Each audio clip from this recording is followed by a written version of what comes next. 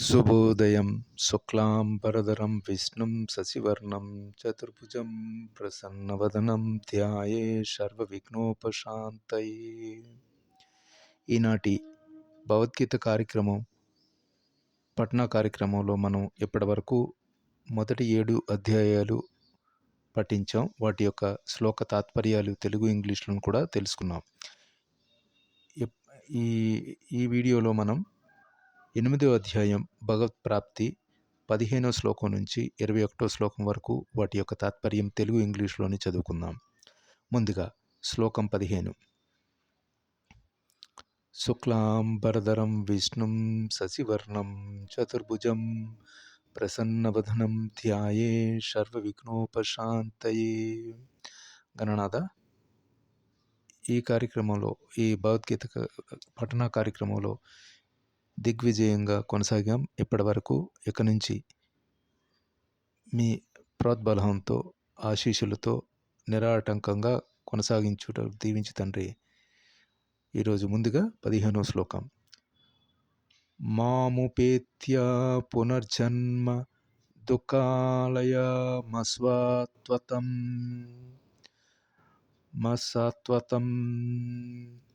నప్నువంతి మహాత్మనః సంసిద్ధం పరమాం గతః.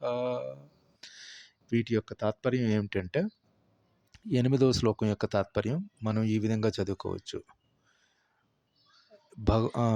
భక్తి యోగులైన మహాత్ములు నన్ను పొందిన పిమ్మట అత్యున్నత సంసిద్ధిని పొందిన వారగుట చేత దుఃఖాలయములైన ఈ అనిత్య జగత్తునకు మరల ఎన్నడూనూ తిరిగి రాదు అని మనం ఈ 15వ శ్లోకం 8వ అధ్యాయం భగవత్ ప్రాప్తిలో చదువుకోవచ్చును. 15th verse, and we are about to read the verse 15 to 21 of the chapter 8, Bhagavad Gita 8, Vyasa Adhyayatil Akshara Brahma Yoga. The slokas and verses from 15 to 21 Maha Uchite, which 15th one is going to convey the meaning like this. After attaining Krishna, the great souls who are yogis in the devotion never return to this temporary world, which is full of miseries, and because they have attained that highest perfection. This is the 15th sloka meaning. Now 16వ శ్లోకం యొక్క తాత్పర్యం. 16వ శ్లోకం. అబ్రహ్మ భువనాలోకాః పునరావర్తినో అర్జున మాముపేత్య తు కౌంతేయ పునర్జన్మన విద్యతే. ఈ 16వ శ్లోకం యొక్క తాత్పర్యం ఏంటంటే, మనం తెలుసుకోబోతున్న ఈ 16వ శ్లోకం యొక్క తాత్పర్యం భౌతిక జగత్తులోని అత్యున్నత లోకము మొదలుకొని అత్యధమ లోకము వరకు గల సమస్త లోకములు జన్మ మృత్యు భరితమైన దుఃఖ ప్రదేశములే. కానీ ఓ కౌంతేయ, నా లోకమున చేరినవాడు పునర్జన్మను పొందరు. దీనికి అదనంగా మనం చదువుకోవలసింది భగవద్గీత విద్యాభూషణుడు తన భగవద్గీతలో ఈ విధంగా చెప్పాడు. బ్రహ్మణా సహతే సర్వే సమప్రాప్తే ప్రతిసంచరే పర్యస్త్యాంతే కృతాత్మనః ప్రవింతంతి పరం పదం. భౌతిక విశ్వమునకు ప్రళయము సంభవించినప్పుడు కృష్ణ చైతన్యంలోని నిరంతరము నెలకొని ఉండునటువంటి బ్రహ్మ మరియు అతని భక్తులందరూ తమ తమ కోరికలను అనుసరించి ఆధ్యాత్మిక జగత్తులోని ప్రత్యేక ఆధ్యాత్మిక లోకములను చేరుకుందును. కూర్మ పురాణంలోని 1/11/284లో దీని యొక్క ముఖ్య ఉద్దేశం తెలుపబడింది.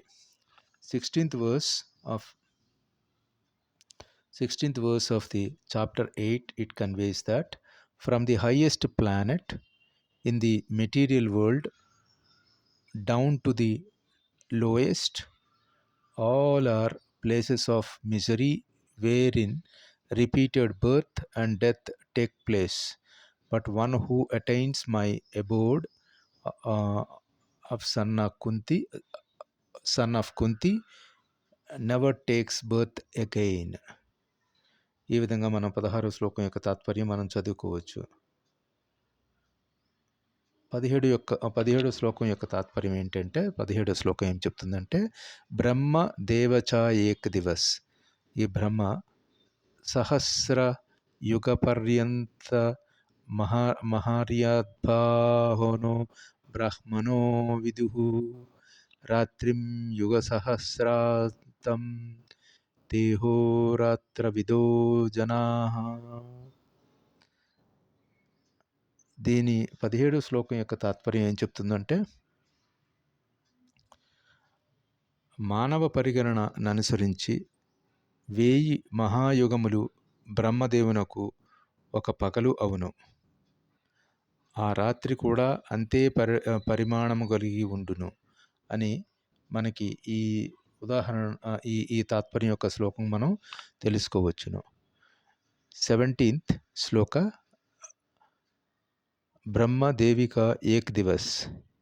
By human calculations, 1000 ages taken together from a form of the duration Brahma's one day, and such also is the duration of his night. 18వ శ్లోకం మనం ఈ విధంగా తెలుసుకోవచ్చును. అవ్యక్తాద్వక్యంతః సర్వాః ప్రభవ్యంత్యంతః రాగమే రాత్రాగమే ప్రలీయంతే తత్రైవ వ్యక్త్య సంజ్ఞహే. ఈ 18వ శ్లోకం దాని తాత్పర్యం ఏంటంటే, బ్రహ్మదేవుడు పగటి సమయము ఆరంభమైనంతనే జీవులన్నీ అవ్యక్త స్థితి నుండి వ్యక్తమగును. పిమ్మట అతని రాత్రి ఆరంభమైనంతనే అవి తిరిగి అవ్యక్తం లీనమగును. ఇది 18వ శ్లోకం యొక్క తాత్పర్యం. At beginning of the Brahma's day all living entities become manifest from the unmanifest state, and thereafter when the night falls they are merged into the unmanifest again.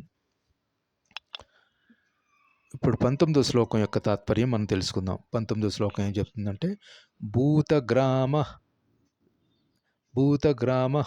స ఏవాయం భూత్వా భూత్వా ప్రలీయతే రాత్రాగమే వసః పార్థ ప్రభవత్యాః రాగమే. ఈ 19వ శ్లోకం ఏం చెప్తుందంటే, బ్రహ్మదేవుని పగటి సమయము ఆరంభం అవ్వగానే జీవులందరూ మరల వ్యక్తమగుచు అతని రాత్రి ఆరంభం అవ్వగానే విసితమై నశించుదురు. ఇది 19వ శ్లోకం యొక్క తాత్పర్యం. 19th verse of chapter 8 implies that again and again when Brahma's day arrives, all living entities come into being, and with the arrival of Brahma's night they are helplessly annihilated. 20వ శ్లోకం పరసస్తాత్మాతు భావోన్యో వ్యక్తో వ్యక్తా సనాతనః యః సర్వేషు భూతేషు నశ్యస్తు న వినశ్యతి. ఈ 20వ శ్లోకం యొక్క తాత్పర్యం ఏంటంటే, మనం తెలుసుకోబోతున్న శ్లోకం దాని తాత్పర్యం ఏంటంటే, ఈ వ్యక్తావ్యక్తి జగత్తునకు అతీతమైన శాశ్వతమైన మరొక అవ్యక్త ప్రకృతి కలదు. అది పరమోత్కృష్టం పరమోత్ పరమోత్కృష్టకం పరమోత్ర ఉత్కృష్ పరమోత్కృష్టం నాశరహితమైనది.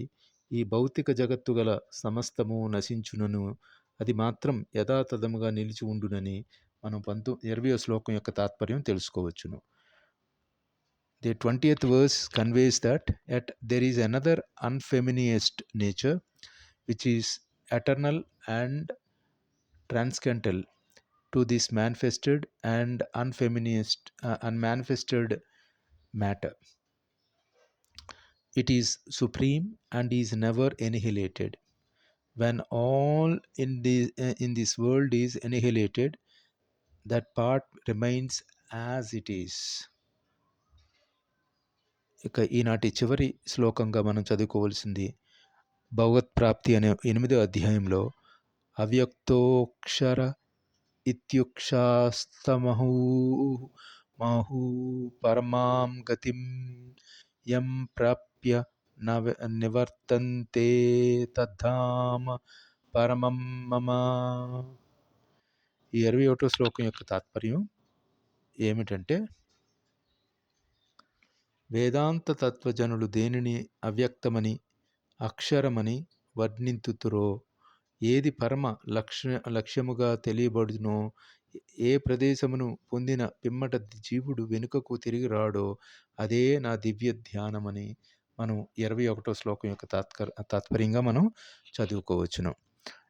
21st verse of the chapter 8, it implies that which the Vedantist describes an unfeminist and infallible, that which is known as the supreme destination.